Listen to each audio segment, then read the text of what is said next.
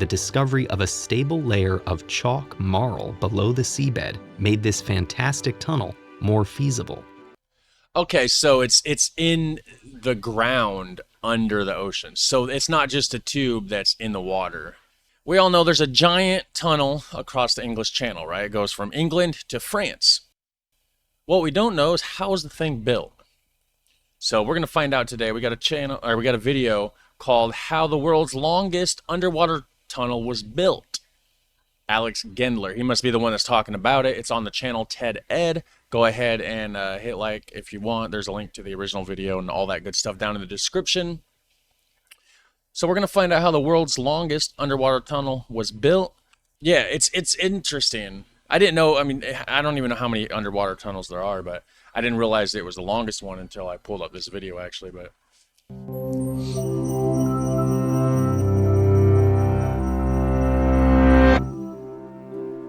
Flanked by two powerful European nations, the English Channel has long been one of the world's most important maritime passages. Yet for most of its history, the channel's rocky shores and stormy weather made crossing a dangerous prospect. Isn't it like, it's like a couple miles long, I think, right? Engineers of the early 1800s proposed numerous plans for spanning the 33-kilometer gap.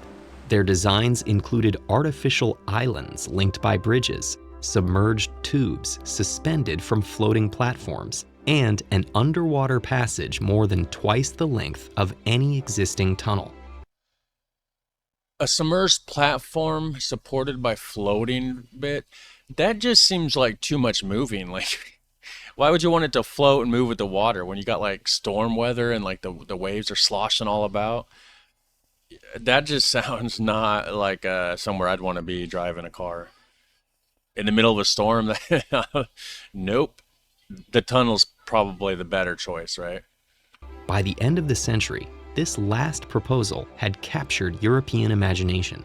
Yeah. The invention of the tunnel boring machine and the discovery of a stable layer of chalk marl below the seabed made this fantastic tunnel more feasible. Okay, so it's in the ground under the ocean. So it's not just a tube that's in the water. That makes me feel a lot safer about it, actually. I thought it was just like a big tube tunnel thing laying across the ocean floor. But the project's most urgent obstacles were ones no engineer could solve. At the time, Britons viewed their geographic isolation as a strategic advantage, and fears about French invasion shut down plans for the tunnel. The rise of aerial warfare rendered these worries obsolete, but new economic concerns arose to replace them. Finally, 100 years after the initial excavation, the two countries reached an agreement. The tunnel would proceed with private funding. 100 years? So they were just at a standstill for 100 years? Okay, interesting. And yeah, definitely the air traffic and stuff is like, why are you afraid of boats? We can just fly in on a helicopter or an airplane, you know, so might as well build the dang tunnel. In 1985, a group of French and British companies invested the modern equivalent of £14 billion, making the tunnel the most expensive infrastructure project to date. The design called for 3 separate tunnels, one for trains to France, one for trains to England, and one service tunnel between them. What about the cars? I thought you could drive across this, or is this just the first iteration? Maybe they added the car thing later, or maybe I'm completely wrong. I honestly don't know. Alongside crossover chambers, emergency passages, and air ducts, this amounted to over 200 kilometers of tunnels. I'm going to find out what that is in miles. 124 miles? Wow. Oh, so total. 3 tunnels, crossover tunnels, all together makes that? Okay. In 1988, workers began excavating from both sides, planning to meet in the middle. Technology is great and all, but like, what if it was messed up and like they just absolutely did not meet in the middle? Eh, I'd be stressed. Early surveys of the French coast revealed the site was full of fault lines. These small cracks let water seep into the rock, so engineers had to develop waterproof boring machines. Wouldn't they have already? I would have just assumed you're building something under the ocean.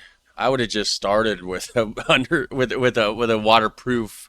You know what I'm saying?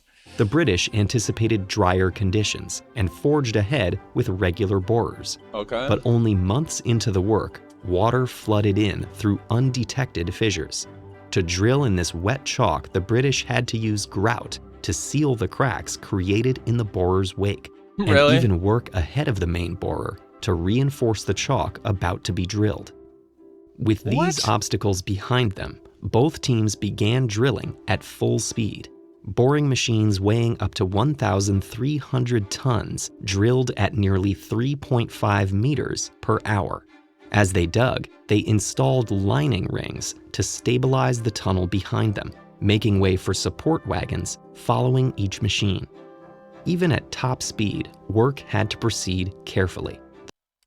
Who got done faster? Who won that race? Was it the English or was it the French, right? The chalk layer followed a winding path between unstable rock and clay, punctured by over 100 boring holes made by previous surveyors.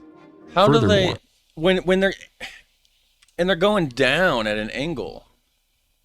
Like not even like it's all curved. I mean, of course, this isn't an exact, detailed, pure representation. Of course, it's just for illustrative purposes, but it's not a straight line, so it's not like you can just use like laser.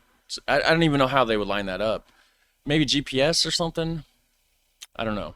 over 100 boring holes made by previous surveyors. Furthermore, both teams had to constantly check their coordinates to ensure they were on track to meet within 2 centimeters of each other. Okay. To maintain this delicate trajectory, the borers employed satellite positioning systems, as well as paleontologists who used excavated fossils to confirm they were at the right depth. What? They're using fossils to confirm before a lot of technology, I would assume. But wow, that's interesting. During construction, the project employed over 13,000 people and cost the lives of 10 workers. But after Okay, I thought they were gonna say a lot more. 10. I mean, 10. That sucks. But I thought they were gonna say like 100 or 10. 2.5 years of tunneling, the two sides finally made contact. British worker Graham Fagg emerged on the French side, becoming the first human to cross the channel by land since the Ice Age. There Wow. was still work to be done, from installing crossover chambers and pumping stations to laying over 100 miles of tracks, cables, and sensors. But on May 6, 1994, an opening ceremony marked the tunnel's completion. So it's only been open for 30 years in a few months. Wow. Full public service began 16 months later, with trains for passengers and rail shuttles for cars and trucks. Today, the Rail shuttles for cars and trucks. Okay, so you're not actually driving, you just get onto something that shuttles you across, I guess. Channel Tunnel services over 20 million passengers a year, transporting riders across the channel in just 35 minutes. Wow. Unfortunately, not everyone has the privilege of making this trip legally. Thousands of refugees have tried to enter Britain through the tunnel in sometimes fatal attempts. Oh, that's not good. And that's a long distance too. I mean, wow. These tragedies have transformed the tunnel's southern entrance into an ongoing site of conflict. Hopefully, the structure's history can serve as a reminder that humanity is at their best when breaking down barriers. Fissures, leaks, and cracks were a major obstacle in the construction of the English Channel Tunnel. But what if there was a type of concrete that could heal itself? It's not science fiction, it's a mind-boggling material that could change the future of engineering. Learn more with this video. I mean, that sounds good. What if cracks in concrete could fix themselves? I might actually have to check that out. But anyways, now we know how the world's longest underwater, sorry, tunnel was built. Like I said, links down in the description section for the original video and all that stuff. You guys hit like, hit subscribe, hit the notification bell, check out the Patreon, do all that super fun, awesome stuff, and I'll see you in the next one. Take care, bye.